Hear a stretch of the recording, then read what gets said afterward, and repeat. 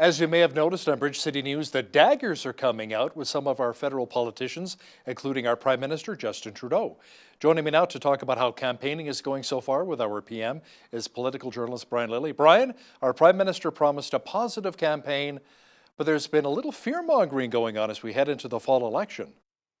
Oh, an awful lot of it, Hal. And I basically tried to sum it up. I was being a little bit sarcastic, but I said, look, the prime minister is basically telling Canadians now, especially women, hey, ladies, vote for me or you're all going to die in a back alley abortion if a Nazi doesn't shoot you first.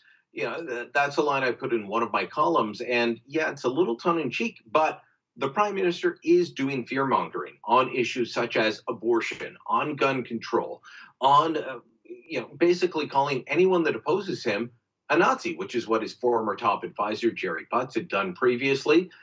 If you disagreed with the prime minister, you were a Nazi. Well, now the prime minister is doing that as well, trying to paint Andrew Scheer, the conservative leader of Her Majesty's loyal opposition, as a Nazi, as a white supremacist, as someone that is just waiting around the corner to, take a minority group and, commit genocide against them. It's absolutely insane.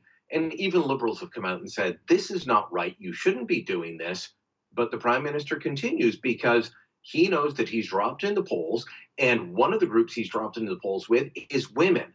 And so he is hitting on all the hot button issues to try and scare some of those women that have gone off to the NDP or they've gone off to the Conservatives. He's trying to scare them back into the liberal fold and say, I'm the only thing that stands between you and all those things that scare you. Brian, there was a very awkward moment when U.S. Vice President Mike Pence was in Ottawa recently talking about the new NAFTA deal, and Trudeau brought up abortion. Were they supposed to be talking about trade and numbers? This was supposed to be a meeting about trade, about ratifying the new NAFTA, and this goes to what I was just talking about in regards to trying to scare voters. Look, I will admit that both men used each other. The Trump administration wants to get NAFTA passed through the U.S. Congress, and so they sent Mike Pence up, and he holds a nice meeting with Justin Trudeau. He says all these nice things about NAFTA and what a great progressive deal it is, and then Mike Pence goes down to the United States and says, "See, it's a nice progressive deal. Justin Trudeau loves it," and tries to get the Democrats on side. Well, Justin Trudeau was using Mike Pence to kind of lecture him about abortion because you've got states like Alabama, Louisiana, and Georgia and others that have brought in different restrictions at the state level, which the Trump administration has no sway over. They brought in different restrictions on abortion, and Trudeau starts lecturing him on it. Why? Well, it has nothing to do with NAFTA, but it does have to do with that fear mongering that I was just talking about, to try and say to women who, let's face it, the liberals like to think that all women in Canada are pro-abortion. If you follow the polling, if you follow the stats, that's not true. Women are as likely to be pro-life as they are pro-abortion. But Trudeau just wants the ones that are in favor of it, as he calls it, pro-choice. He wants them to be in his camp. So this was all about domestic politicking. It had nothing to do with actually taking the United States to task. Brian, many people believe that Canada cannot buckle to China on Huawei or on anything else for that matter. I must stand with our biggest trading partner, Washington. I mean, first it was canola, then peas, pork, and now China's messing with our beef exports. Yeah, this is the latest move from China, is that they're saying that, there's some paperwork problems and we've got to inspect every shipment of beef that comes in.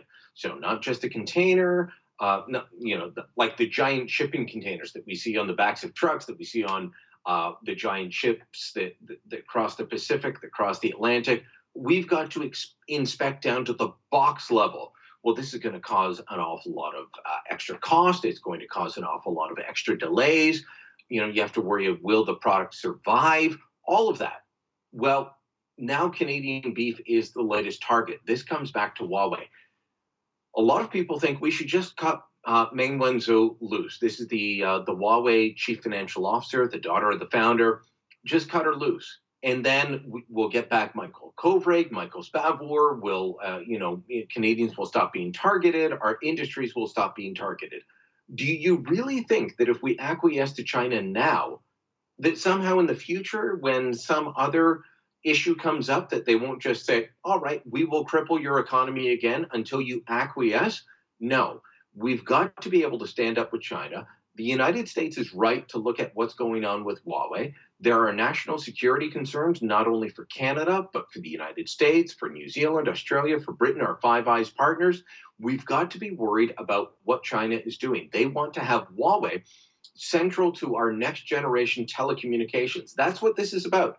We may think it's about canola. We may think it's about peas or beef or pork. And if you're a farmer, a producer in those areas, yeah, this is going to hurt you. But no, they want to have access to our next generation wireless technology so that they can just use their technology to create backdoors to siphon off all of our national security information. And we can't have that happening. That's what this fight is really about. It's a fight for global dominance between the United States and China. And as much as some people may dislike Donald Trump, who do you want leading the world? Do you want the Americans, where Donald Trump could be gone in 2 years or in 6 years, or do you want China, where it is the same group of people, regardless of who's actually in charge? It's the same Politburo who is going to do it, and they'll do it based on what's best for them, not on any international rules of order. Brian, a judge in Quebec may have ordered SNC-Lavalin to stand trial on bribery and corruption charges, but that doesn't necessarily mean that it'll actually happen. Tell me more about that. So the Quebec court ruled that SNC should go to trial, but David Lametti, the Attorney General who replaced Jody Wilson-Raybould, has made it clear that, look, the idea of a deferred prosecution agreement still on the table. He is still open to doing that. Okay, so where do we go from there? What do we do next? Do we know what the government will do? And the answer is we simply don't. So Justin Trudeau and his government could offer SNC-Lavalin the sweetheart deal that they've been looking for to get out of bribery and corruption charges at any moment. They can actually offer this up, Hal, any moment between now and the day that, if they go to trial, the judge is ready to render their verdict. They could go through an entire trial, and sometimes after these trials, it will take 6 months for the judge to render the verdict. It could be the day before the judge is going to, hand down the decision, guilty or innocent, and the government could come in and say, we give them a deferred prosecution agreement. That whole trial is null and void.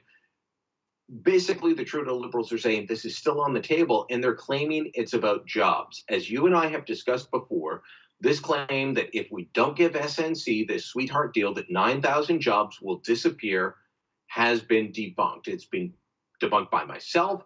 It's been debunked by the likes of the CBC, a very liberal-friendly media organization. It has been debunked by everyone, but they keep bringing it forward. This is about politics. It's not about business. It's not about reality, and it is certainly not about justice. Brian, the Alberta carbon tax is no more, but wait, a federal carbon tax may be coming to a province near you, including here in Alberta. And Trudeau says the federal carbon tax will help deal with extreme weather events like the Northern Alberta fires, but won't another tax just add fuel to the fire? Well, this is an absolutely bizarre thing. And I was a little bit surprised to see the Prime Minister jump in on this week. Catherine McKenna, his environment minister, had made similar comments, saying, oh, but, if we had a carbon tax, it would fight the wildfires. Well, I'm sorry, the wildfires started before Jason Kenney, the new Premier of Alberta, canceled the carbon tax. So, the carbon tax has been around a couple years. Did it stop the wildfires? I'm pretty sure you had wildfires last year and the year before that, and every single year, just like every northern part of this country. You go across Canada, you have northern British Columbia, northern Alberta, Saskatchewan, Manitoba, Ontario, Quebec, New Brunswick. Every part of the country has wildfires. It is part of the ecosystem. But somehow, Justin Trudeau and Catherine McKenna are going to magically claim that, well, we're having the wildfires because Jason Kenney canceled the carbon tax. That is nothing but an outright lie, and it is beneath both of them. But, I've been maintaining for a long time now that Justin Trudeau doesn't want to campaign in the next election against Andrew Scheer. He wants to campaign against the likes of Jason Kenney, against Scott Moe in Saskatchewan, against Doug Ford here in Ontario. That's what he wants to do. This is about Justin Trudeau's reelection campaign. It's not actually about the environment. Now, good news for Alberta's energy sector is that the Senate committee says that Bill C-48, the tanker ban bill, is just plain wrong. Well, it's good news if the rest of Parliament will, hold true to that. The committee has said that. What will the rest of the, quote unquote, independent senators do? The so-called independent senators have been voting at a level more in line with Trudeau Liberals than senators that actually identify themselves as liberals still. If you remember, Justin Trudeau kicked all the senators out of his Liberal caucus, but there are still a number that identify themselves as liberals. They're more independent than the so-called independents who now hold sway in the Senate. So, the committee has said this. Will the rest of the Senate? I'm not sure. The C-48 tanker ban bill was essentially brought in without study. This is a government that said that they would, base policy on science, on evidence, on the facts, and then brought in an effective ban that killed off the Northern Gateway pipeline even before this bill. Now they're trying to do the same. Anyone that knows anything about the oil industry knows that there are tankers that go up and down the west coast of British Columbia on a daily basis that are carrying oil from where? Places like Alaska to Washington State to California. And those tankers go through the same waters that we're banning our own tankers going through. We can't stop the Americans from going from Alaska to California, but we're going to stop them from going from British Columbia to China or India, where we could have them, drop off even dirtier fuels like coal. Unfortunately, the Trudeau Liberals said they were all about science, they were all about evidence, they were all about facts. That hasn't turned out to be the case. Brian, the new report on missing and murdered Indigenous women and girls was submitted to the government. Many are calling it a genocide. Even here in Bridge City News, almost every week I'm posting pictures and having stories of missing Aboriginal women in our community. Trudeau says the focus must be on the response. Yeah, and at first he would not use the term genocide.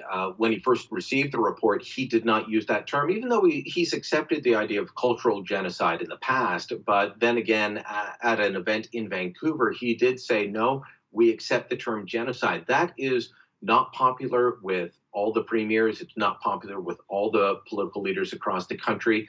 And quite frankly, from my own perspective, Hal, I'm not sure how it actually deals with, as the prime minister had previously said, the response. How does that improve anybody's life? So the premier of Quebec has said, in his view, that this was not a genocide, that it was something awful, and that we need to fix it. The premier of Ontario has, kind of sidestepped the issue and said, well, we'll read the report, we'll read the facts, but he's not calling it that yet. Different premiers have had different responses. Look, there's a lot that was at play in terms of how the commission would look at the findings. And unfortunately, I think they went for a very politicized one. An awful lot of the murdered and missing Indigenous women and girls in Canada died at the hands of Indigenous men. And so far, at least what I've seen in the media reports on this, they have not dealt with that fact. You cannot blame the government for everything when much of it happened within the community that's claiming genocide. So we've got to be able to say, were there policies that were detrimental? Absolutely. Were there problems within that respective community? We need to be also able to say, absolutely, and have an honest adult conversation. Are we able to do that in this current political climate? I'm not sure. Brian, our Prime Minister Justin Trudeau has announced billions of dollars in Canadian foreign aid, including money for contraception, legal abortion, and sex education around the world. That may stir the pot with some of our voters. It absolutely may. And I remember when Stephen Harper first announced the Millennium Development Goals, and that Canada was going to champion the issues of child and maternal health. And I said, okay, well, how will you be doing that? And I kind of stirred the pot. This is around 2008, 2009, probably 2009, as Canada's getting set to host the G10, or sorry, the G8 back then, and the G20. And I said, well, how will you be doing that? Will you be funding abortion? And some people were aghast that I would even asked that. And some people came forward and said, we can reduce child mortality by 20%. And I said, how? And they said, by funding abortion worldwide. This was the Canadian equivalent of Planned Parenthood. And I said, I don't think you understand what reducing child mortality is if you're saying you can reduce it by 20% through funding abortion. The Harper government said, we're not going to go into countries where abortion is illegal and fund it. We're not going to push this on other countries. If they want to fund it, they can go ahead, but our goal is to help mothers and children survive past the age of 5. The Trudeau government has a very different point of view. They believe that we should be funding abortion even in countries that don't fully accept it. This is going to be a hot button issue for a number of people. It's also going to create some animosity between our donor countries, countries that we are giving foreign aid to, and the Canadian government, because some of them do not want to accept funds for these issues. If this was any other issue, we would be calling this cultural colonialism, Hal. But because it's abortion, the Liberals don't see it that way. One of our regular contributors, Brian Lilley, joining me once again from Toronto. Thanks so much, Brian. Thank you, Hal.